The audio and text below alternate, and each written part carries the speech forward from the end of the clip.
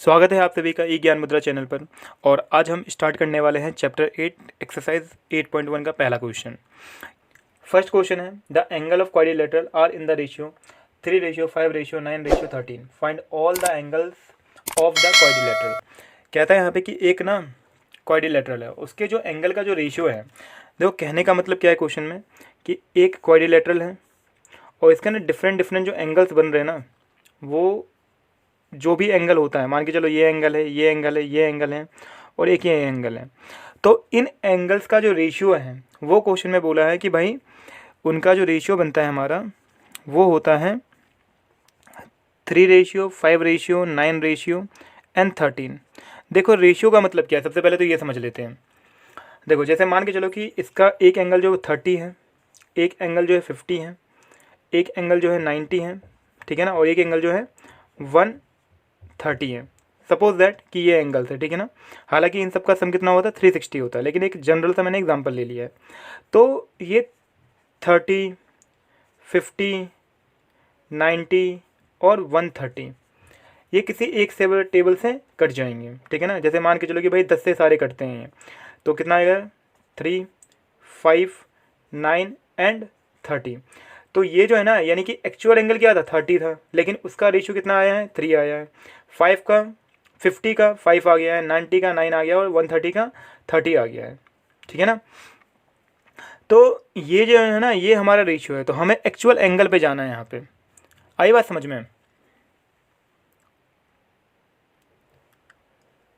तो हमें करना क्या पड़ेगा कि यहाँ पे एंगल को लेट करना पड़ेगा, ठीक है ना। तो सॉल्यूशन है हमारा फर्स्ट का, लेट,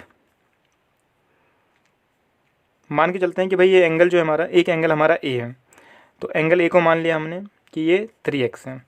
एंगल बी जो है हमारा वो हमारा 5x है, और एक एंगल हमारा सी है जो कि 9x है, और एक एंगल जो हमारा डी है वो 13x है, ठीक है ना। ये चार एंगल हमने लेट कर लिया। तो देखो जो क्वाड्रिलेटरल में एंगल का जो सम होता है टोटल, वो होता है 360 के बराबर, यानी 360 इन सारे एंगल को जोड़ने पे आते हैं, ठीक है ना। तो करना क्या है, तो इन सबको ऐड करने पे, यानी कि angle A plus angle B plus angle C plus angle D, इन सबको जोड़ने पे कितना आ जाएगा 360 आ जाएगा। तो एंगल ए को हमने लेट कर लेते भाई 3x है, और यहाँ एक रीज़न देना पड़ेगा हमें कि भाई ये जो है ना हमारा, because of sum of all the angle is 360। तो यहाँ पे क्या है कि सारे एंगल को जोड़ने पे कितना 360 आता है, इसलिए क्या है हमारा ये 360 के बराबर है। तो क्या करेंगे यहाँ पे कि 3x प्लस में एंगल बी जो है वो 5x है, प्लस में एंगल सी वो हमारा 9x है, एंगल डी जो है हमारा वो है 13x। तो ये आ जाएगा हमारे पास 360 के बराबर। तो इन सबको ऐड करने पे कितना आएगा ये हमारा 30x और इक्वल टू 360। तो यहाँ से x की वैल्यू फाइंड कर लेंगे हम, तो ये मल्टीप्लाई में डिवाइड में आ जाएगा। तो 360 डिवाइड में 30, तो ये आ जाएगा हमारा कितना 12। तो सबसे फर्स्ट एंगल ए जो था हमारा वो है कितना 3x। तो 3x का मतलब क्या है 3 × 12 मतलब कि 36। एंगल बी जो है हमारा वो है कितना 5x। तो 5 इंटू में x हमारा जो है वो 12 है, इसकल टू कितना 60 हो जाएगा ये। एक एंगल सी है हमारा जो कि 9x है, तो यहाँ पे 9 × 12 ये आ जाएगा हमारा 108। एंगल डी जो है वो हो जाएगा हमारा 13x, तो ये आ जाएगा हमारा कितना 13 × 12, तो ये आ जाएगा 156, ठीक है ना। तो ये चार एंगल हमारे हो गए 30, 60, 180 एंड 156, ठीक है ना। तो देखो कुल मिला के हमें करना क्या है, सबसे पहले जो रेशियो होगा ना हमारा उसे लेट कर लेना है कि भाई जो रेशियोज़ हैं उसे 3x, यानी एंगल हो गया हमारा 3x, 5x, 9x और 13x। भाई ये angle A B C D क्यों लिया है? क्योंकि जो 4 एंगल होते हैं उनका कोई ना कोई नाम जरूर होता है। तो हमने मान लिया कि भाई ए बी सी डी इसके नाम है, तो इन सबको जोड़ने पे किसके बराबर आएगा? 360 के बराबर आ जाएगा।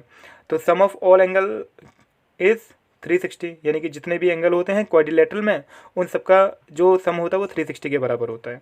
तो चारों एंगल को जोड़ के हम किसके बराबर रखेंगे? 360 के बराबर।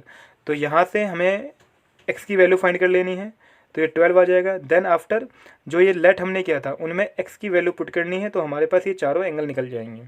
तो ये हो गया फर्स्ट क्वेश्चन।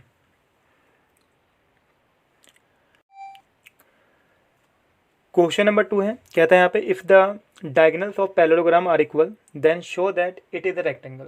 कहता है यहाँ पे कि डायगोनल जो है ना पैरेललोग्राम में वो क्या है? बराबर है।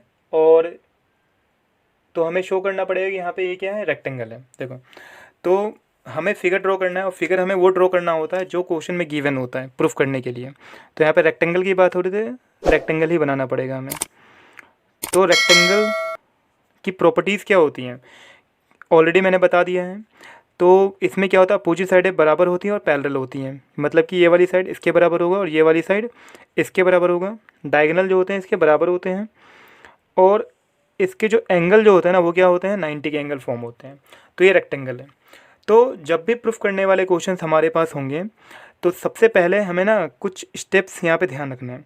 सबसे पहले क्या करना होता है? हमें लिखना होता है गिवन, कि क्वेश्चन में गिवन क्या है। सबसे पहला काम ये लिखना होगा। दूसरा कि हमें प्रूफ क्या करना है, और प्रूफ क्या करना है उसके लिए लिखते हैं हम टू प्रूफ, ठीक है। और जो क्वेश्चन का पार्ट होता है सॉल्यूशन का, उसमें लिखते हैं हम प्रूफ। जैसे थर्ड पार्ट होता है हमारा इसका, इसमें लिखते हैं हम क्या? Proof, right. तो सबसे पहले लिखना है गिवन क्या है हमारे पास। तो मान लेते हैं ये जो फिगर है हमारा वो एक ए है, बी है, सी है और डी है। तो यहाँ क्या होगा? क्वेश्चन में बताया कि ए बी सी डी जो है ना हमारा वो एक पैरेललोग्राम है, यानी कि A B C D is parallelogram. Short में लिख सकते हैं इसको, दो पैरेलल लाइन बना के और जी एम, ठीक है ना, पैरेललोग्राम। और दूसरा क्या बोला है यहाँ पे कि जो ए सी है ना हमारा वो बराबर है बी डी के, यानी इसके डायगोनल भी क्या है? बराबर है बी डी के। तो ये क्वेश्चन में हमें गिवन है। दूसरा कि प्रूफ क्या करना है? तो प्रूफ ये करना है कि जो ए बी सी है हमारा, ए बी सी डी एक रेक्टेंगल है, इज़ रेक्टेंगल, ये हमें प्रूफ करना है। तो रेक्टेंगल प्रूफ करना है तो सिंपली देखो, रेक्टेंगल में अपोजिट साइडें बराबर होती हैं और पैरेललोग्राम में भी होता है। और रेक्टेंगल में जो डायगोनल होते हैं वो क्या होते हैं? बराबर होते हैं, है ना। लेकिन पैरेललोग्राम में नहीं होता है। क्वेश्चन में यहाँ पे बता दिया है कि भाई इसमें जो डायगोनल है वो बराबर है।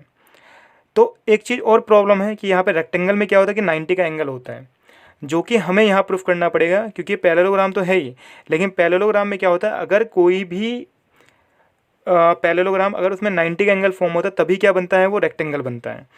तो हमें क्वेश्चन में 90 का एंगल प्रूफ करना पड़ेगा। तो करेंगे क्या? करेंगे सबसे पहले ये कि एक ट्राइंगल लेते हैं हम A B C, triangle A B C and triangle A B D, और इसको प्रूफ कर लेते हैं हम कॉन्ग्रेंट, ठीक है ना, इन दोनों ट्राइंगल को। और कॉन्ग्रेंट कैसे प्रूफ करते हैं भाई? 7 चैप्टर में पढ़ा होगा कि यहाँ पे हमारे पास कुछ नियम होते हैं, जैसे कि भाई साइड साइड साइड हो सकता है, साइड एंगल साइड हो सकता है, और एक एंगल साइड एंगल हो सकता है, या आर एच एस हो सकता है ना। ये 4 नियम पढ़े होंगे। तो यहाँ पे कोई सा भी एक अप्लाई हो सकता है प्रूफ करने में, ठीक है। तो जो ए बी सी है हमारे पास फिगर, तो इसमें क्या है देखो, जैसे कि बी सी वाली साइड जो है वो किसके बराबर होगा? ए डी के बराबर। तो यहाँ लिखेंगे कि इस वाले ट्राइंगल का बी सी वो बराबर है इस वाले ट्राइंगल के ए डी के बराबर, ठीक है ना। और रीज़न जरूर देना है इसका, बिना रीज़न ही काम नहीं होगा। तो रीज़न क्या होगा हमारा? Because of opposite sides of parallelogram are equal, ये पहला रीज़न हो गया हमारा। दूसरा क्या होगा कि क्वेश्चन में बता दिया कि भाई ए सी जो है ना वो बी डी के बराबर है। तो ए बी सी में ए सी आ रहा है और ए बी डी में क्या आ रहा है? B D. तो ए सी जो होगा बराबर हो जाएगा हमारा बी डी के, ये गिवन है, राइट। एक और प्रूफ करना है हमें, देखो दो साइडें तो हो गई, तो एक साइड हमारा क्या है, देखो ए बी जो है ना इस वाले फिगर में भी आ रहा है और इस वाले फिगर में भी आ रहा है, यानी कि ए बी सी में भी ए बी है और ए बी डी में भी ए बी है। तो यानी कि ए बी जो है हमारा वो बराबर होगा ए बी के, और ये क्या है, कॉमन है, कॉमन, ठीक है। तो इसमें तीन चीज़ें हो गई, एक साइड ये वाला, एक साइड ये वाला और एक साइड ये वाला। तो ये जो ट्राइंगल है ना हमारा कॉन्ग्रेंट हो जाएगा, मतलब कि ट्राइंगल ए बी सी जो है वो कॉन्ग्रेंट हो जाएगा हमारा ट्राइंगल ए डी बी के, ठीक है। और क्या कौन सा नियम है, साइड साइड साइड का। अब क्या करेंगे कि अगर ये ट्राइंगल कॉन्ग्रेंट हो गए ना, तो इसके जो क्रॉसपॉन्डिंग पार्ट जो है, ठीक है ना, क्रॉसपॉन्डिंग पार्ट का मतलब क्या है, इस ट्राइंगल का एंगल बी और इस ट्राइंगल का एंगल है ये भी बराबर होंगे। तो एंगल ए जो है और प्लस में एंगल ए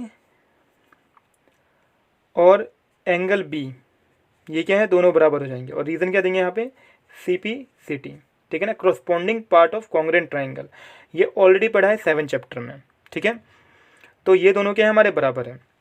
एक प्रॉपर्टी और होती है कि अगर दो साइडें पैरेलल हैं, मतलब कि ए डी जो है हमारा वो पैरेलल हैं बी सी के, ठीक है। तो अगर दो साइडें अगर पैरेलल होती है और कोई एक लाइन उसको काटे, तो इनके बीच में जो एंगल बनेंगे एक तरफ, उसे बोलते हैं को इंटीरियर एंगल। मतलब ये दोनों जो एंगल हमारे वो को इंटीरियर एंगल हैं। तो इन दोनों का सम जो होता है ना वो क्या होता है, 180 होता है। तो इसी तरीके से क्या है, जैसे ए डी और बी सी ये दो पैरेलल लाइनें हैं और इनके बीच में एक एंगल ये बन रहा है और एक एंगल ये बन रहा है, तो इनका सम जो होगा वो क्या होगा, 180 के बराबर होगा।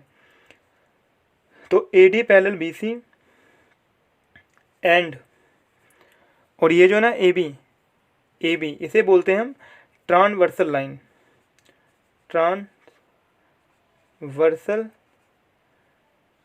लाइन, ठीक है। तो यहाँ पे क्या होगा, एंगल ए प्लस में एंगल बी, ये किसके बराबर होगा, 180 के बराबर होगा। और यहाँ पे एंगल ए जो है ना वो एंगल बी के बराबर है और एंगल बी जो है वो एंगल ए के बराबर है ना, दोनों एक दूसरे के बराबर है। तो यहाँ पे क्या लिख सकता हूँ मैं कि एंगल ए और एंगल बी, क्योंकि ये बी है तो यहाँ पे मैं एंगल ए भी लिख सकता हूँ। तो ये एंगल ए प्लस में एंगल ए क्या हो जाएगा, 2 एंगल ए हो जाएगा। इसी तरीके से मैं यहाँ पे पता है क्या लिख सकता हूँ कि एंगल ए की ये पी लिख सकता हूँ, तो बी प्लस में बी क्या हो जाएगा, 2 एंगल बी हो जाएगा। और ये किसके बराबर होगा, 180 के बराबर। तो यहाँ पे एंगल ए की वैल्यू जब निकालूंगा तो 2 डिवाइड हो जाएगा। इसी तरीके से बी की वैल्यू जब निकालूंगा तो 2 डिवाइड हो जाएगा, यानी कि एंगल ए बराबर एंगल बी डिवाइड होने पे आ जाएगा 90। मतलब ये दोनों किसके बराबर होंगे, 90 के बराबर होंगे। तो सिंपली ये हमारा क्या हो गया, एक एंगल 90 का है तो ये भी क्या होगा 90 का। और पैरेललोग्राम का नियम क्या होता है कि अपोजिट एंगल्स के बराबर होते हैं, मतलब ये 90 तो ये भी 90 और ये 90 तो ये भी 90। तो सिंपली क्या हो गया, एक इसमें 90 का एंगल बन गया। और जब 90 का एंगल बन गया तो ये तो पैरेललोग्राम ऑलरेडी था ही, तो ये क्या होगा, हमारा रेक्टेंगल होगा, ठीक है। तो क्या लिखेंगे यहाँ पे,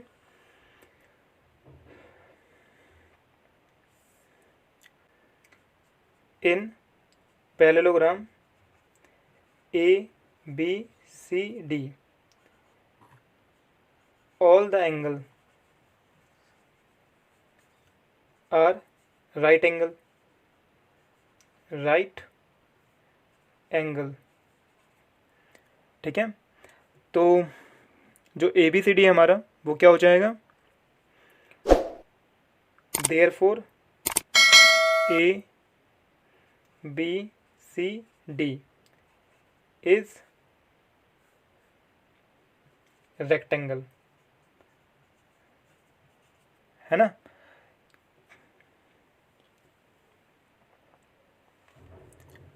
तो क्या हो जाएगा हमारा कि ए बी सी डी जो है ना वो एक रेक्टेंगल हो जाएगा, ठीक है।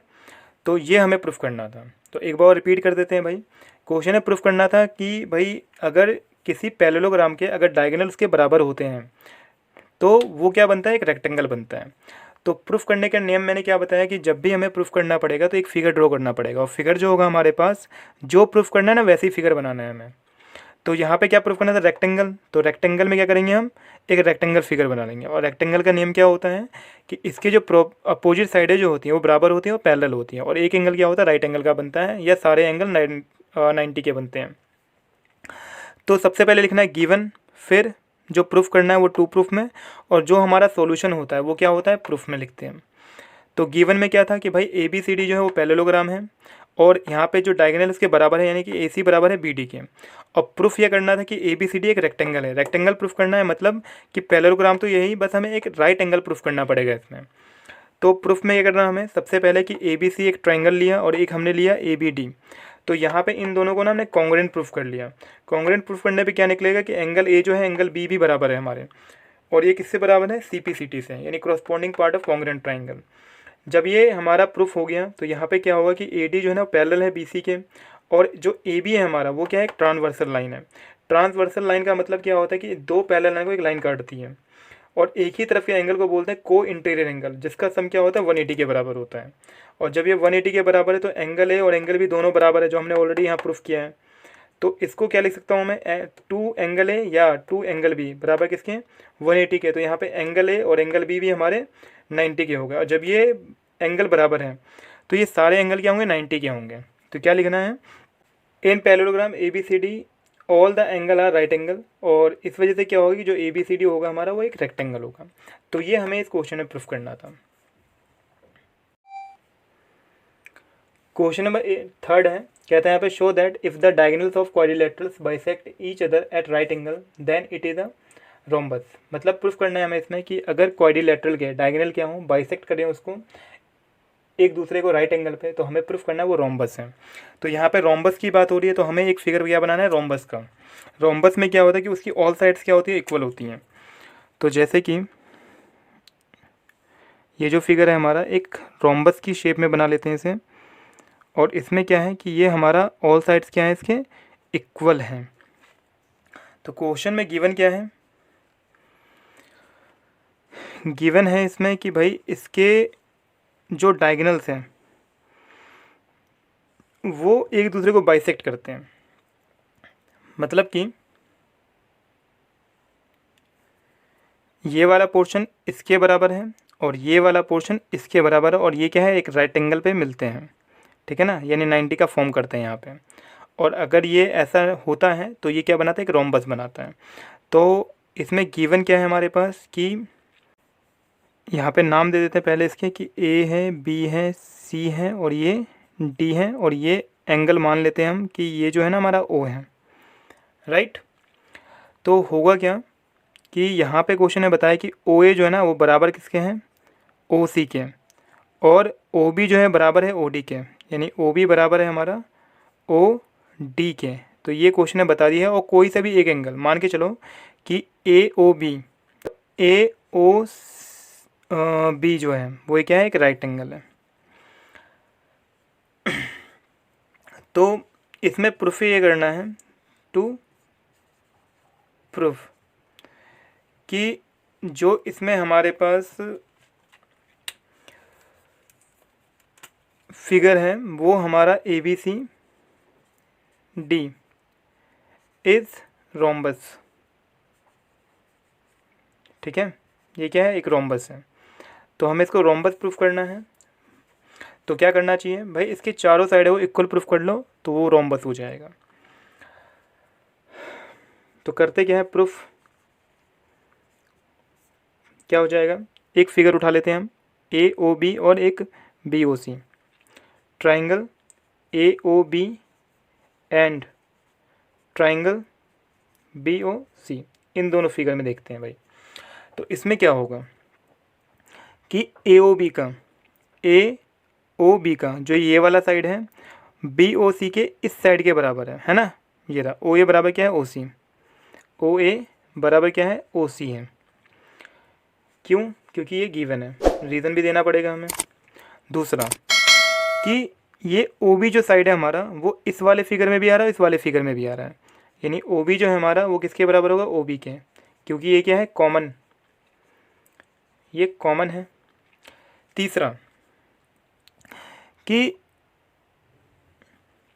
जो एंगल बन रहा था हमारा ये बीच में है ना, AOB, AOB वो किसके बराबर होगा? BOC के बराबर होगा, BOC के बराबर होगा। और ये क्यों बराबर होगा? कि क्वेश्चन ने बोला है कि राइट एंगल है ये, तो राइट एंगल ये भी है, ये भी है, ये भी और ये भी है, तो ये तीनों क्या है? राइट एंगल है, राइट एंगल, ये भी गिवन है। तो क्या हो जाएगा हमारा कि ये ट्राइंगल जो है ना ये कॉन्ग्रेंट हो जाएगा, AOB जो है हमारा वो कॉन्ग्रेंट हो जाएगा हमारा BOC के। और किस रूल से होगा?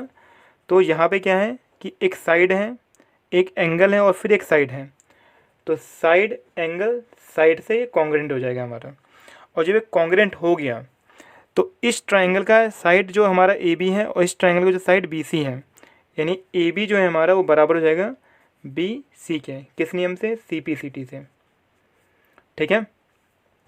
इसी तरीके से, इसी रूल के हिसाब से जो भी हमारे पास जो भी पार्ट है ना, जैसे ये वाला और ये वाला, उसको हम प्रूफ कर सकते हैं।